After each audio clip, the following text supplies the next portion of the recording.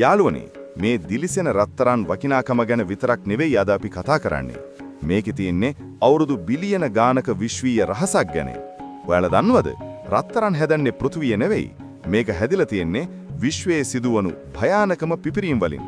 ඒ කියන්නේ සුපර්නෝවා කියන මහා තාරකා පිපිරීම් වලදී සහ නියුට්‍රෝන තාරකා දෙකක් ගැටෙන වෙලාවට. ඒ මහා පිපිරීම් වලින් ගලලා ආපු පුංචි රත්තරන් අංශු කොස්මික් දූවිලි වලාකුළක් වෙලා අභ්‍යවකාශයේ පුරා විසිරුණා. ඊට පස්සේ අපේ පෘථුවිය හැදෙනකොට ඒ රත්තරන් වලින් වැඩි හරියක් ගුරුත්වාකර්ෂණය නිසාම පෘථුවියේ මැදට කෝ එකට කිඳා බැස්සා.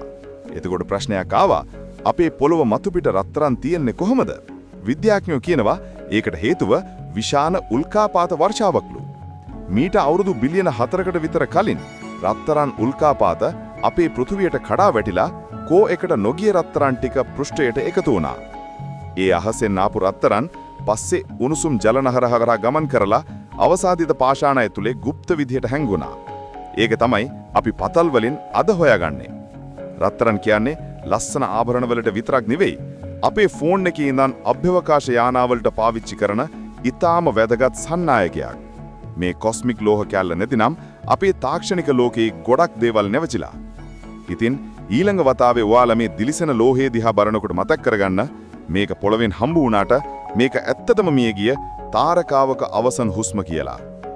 තවත් මේ වගේ විශ්වීය කතා අහන්න අපේ channel එක like කරලා subscribe කරන්න. ස්තුතියි.